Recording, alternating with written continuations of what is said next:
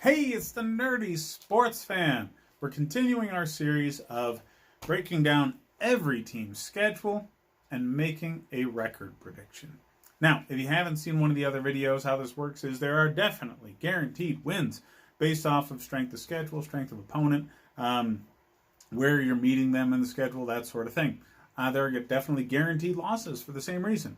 The remaining games, though, are going to go into a toss-up category because, well, parity exists and the any given Sunday rule is a marvelous thing.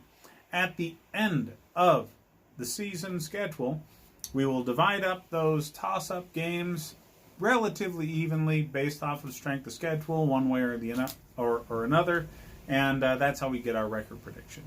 So, let's dive into these Buccaneers. Now, the Buccaneers have made some very fun moves to talk about. They got Tom Brady, the GOAT. Okay? You replaced last year's interception leader with the best quarterback of all time. Now he's in the last few years of his career. We're not expecting, the Randy Moss years of Tom Brady. We're not. Okay? But he's not going to be throwing 30 interceptions. And just that factor is going to make this team far more competitive. Far more competitive. Okay? 2 turnovers a game is what you were averaging. You take that out. Even if you just take one of those out every week, that's so much better chance to win every one of those games. Every one of them. So, you're definitely going to improve just from the quarterback play.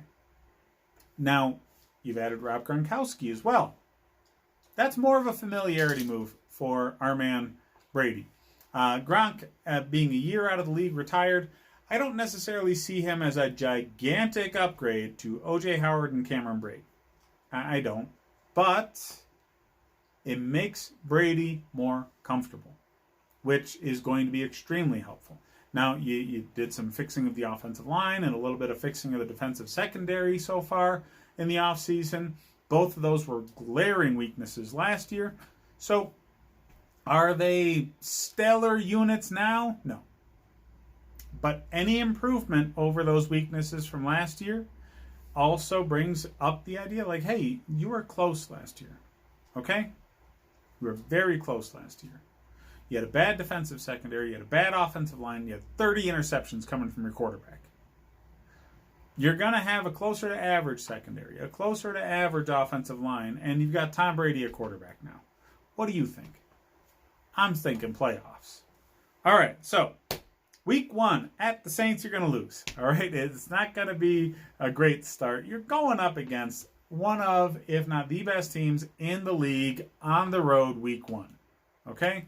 With how weird this offseason is and how many moving parts you've had, the cohesion that the Saints have with being very consistent. They only had 4 draft picks this year. 4. So they have a veteran team that knows each other, knows what the hell they're doing. You have a team figuring itself out right now, at least at the beginning of the season. You're not equipped to beat the Saints on the road just yet. All right, Panthers. You're definitely going to win that one. The Panthers are going to be terrible.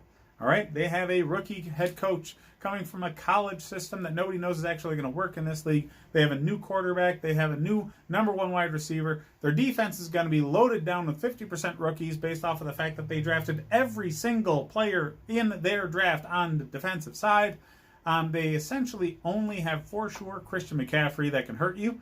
And you have what was the best run defense in the league last year. He can hurt you as a passing threat, sure, but not as a running threat. No.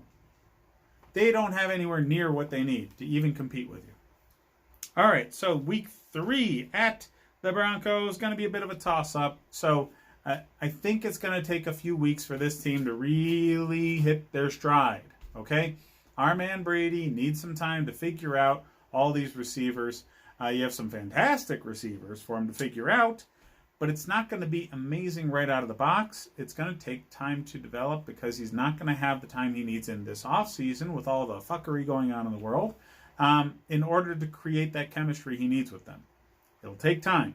So road game against the Broncos, whereas they are a bit of a weaker team, they're not so weak that I think you can guarantee a win in that situation, at least early in the season.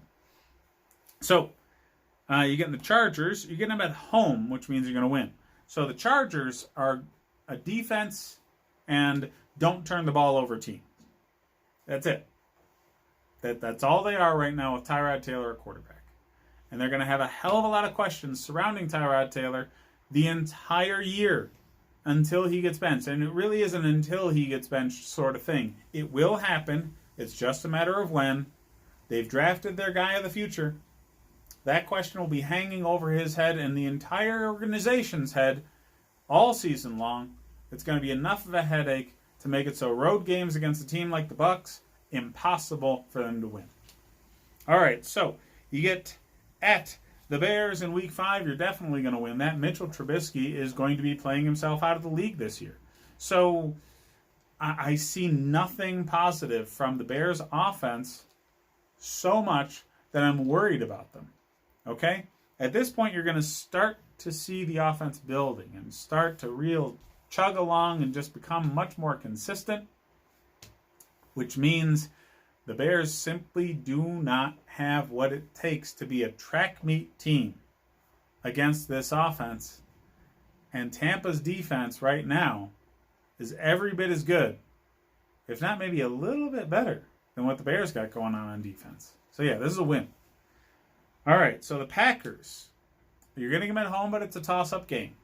Do I think the Packers are as strong as their record last year? No, not at all.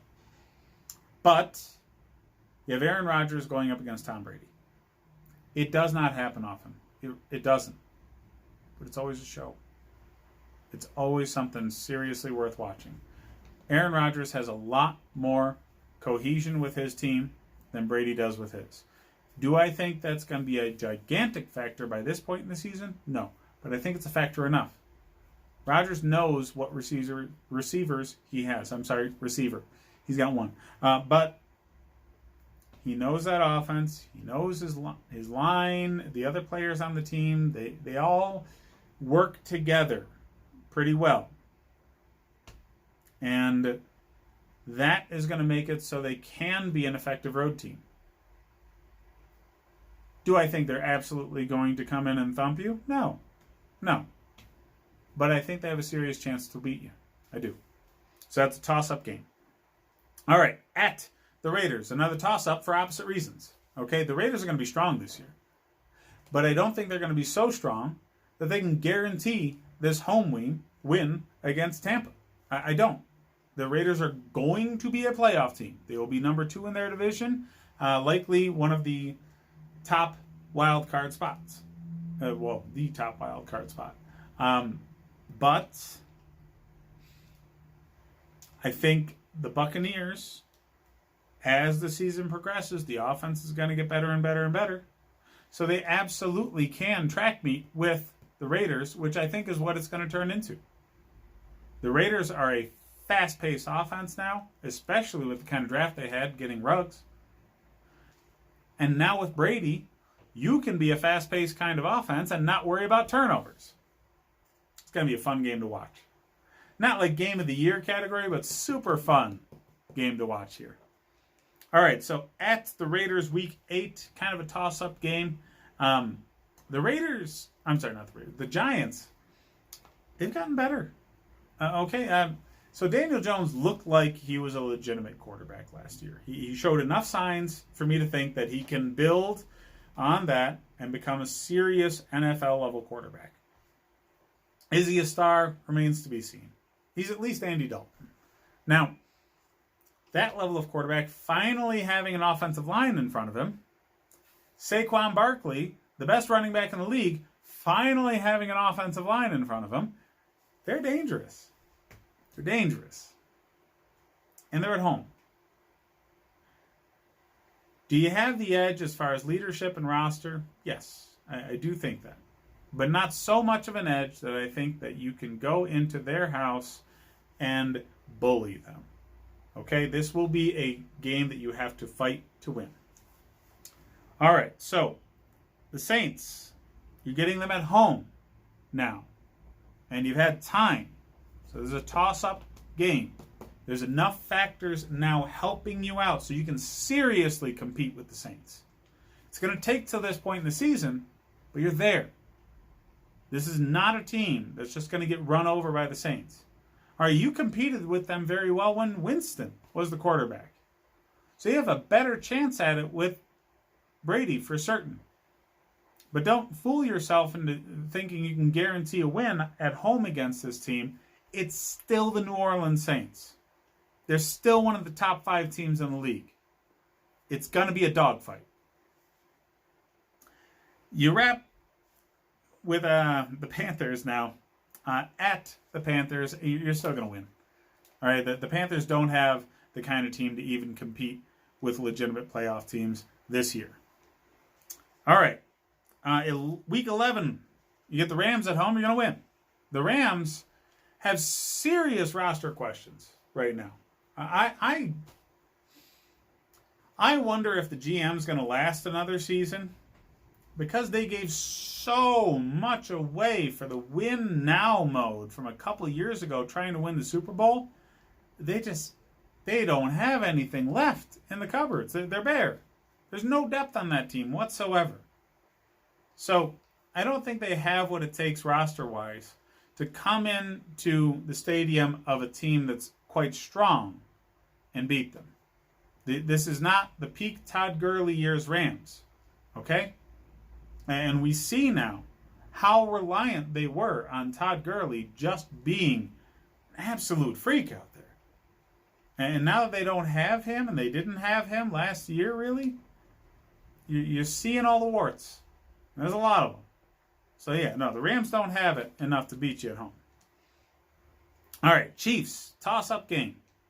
Only because you're getting them at home. If this is on the road, they're just beating the hell out of you. But because you're getting them at home, that's enough to level the playing field a bit. And Brady's just got something on Mahomes. All right? You're going to be able to game plan enough to make this an extremely, extremely interesting game. Andy Reid and Bruce Arians are some of the most creative offensive minds we have in this league. And they've got a lot of experience as coaches in this league. So it's going to be fun to watch this. Game of the year potential. I'm calling it now. This game at home against the Chiefs, very, very interesting watch. Late enough in the season for it to have serious playoff connotations for both teams. And both teams will be in stride. It's going to be great to watch this game. All right, so you get exactly what every team wants in just one of the latest bye weeks possible. Week 13 bye week. Yeah, you can rub some people's nose in that because, week 5 is like the earliest bye week you can have, which is absolute crap. So this close to the playoffs, giving a veteran loaded roster, with Brady and Gronk now, time to rest up, that's fantastic. All right, so the Vikings, you come out of the bye week to go up against the Vikings at home, which is why I'm calling it a win. The Vikings at this point in their schedule are running on a 5-game winning streak against inferior talent. And now, their first real team to play in a few weeks is Tom Brady's Buccaneers, fresh off of a bye week. They don't have the chops for that. All right, they're going to be coasting into this game, and they're just going to have the brakes slammed on them. So, yeah, the Buccaneers are going to stop a 5-game winning streak for the Vikings in Week 14 and beat the heck out of them down in Tampa. All right, so Week 15 at the Falcons. I'm putting this as a toss-up. It's a bit of a letdown, okay? After a very important win against a very strong team in Minnesota, then you have to go on the road to face lowly Atlanta, who's going to be a top 5 draft pick team this year. You're not going to be able to get the energy up for that game. So, do I think it's definitely going to be a loss? Absolutely not. No. Atlanta's not good enough to guarantee wins against anybody in any situation. So, yeah, This is a toss-up game on the road against Atlanta. At the Lions, toss-up game. Look, it's a road game against a team that has a real chance at the playoffs. And Matt Patricia, coaching for the Lions, knows enough about Brady to put a couple of wrinkles into that team that could give him some problems. So, do I think the Lions are absolutely dominant and they're going to just, beat you up? No. But I think that there's enough factors on either side to say this is winnable for both teams. And you're going to wrap the season up with the Falcons at home. That is a big old W to wrap up the season going into the playoffs. Now, if you were paying attention, you'll see that the games that I think are an absolute lock, one way or the other, you're 7-1. Now, if you divide up the remaining games on the schedule relatively evenly based off of strength of schedule, I'm putting my prediction for this team at 11-5. That's good for second in the division and a wild card playoff spot. So it's going to be a fun season. It really is. The last few years of Tom Brady's career in a stadium nobody expected them to happen in. It's going to be seriously fun this season. All right, let me know what you guys think. Hit me up in the comments. Like and subscribe if you enjoy the content. If you really were a fan of the more nerdy content like the video games and everything, that's all being moved to the Nerd Esports Fan. I know, creative, right? And hit me up on Patreon.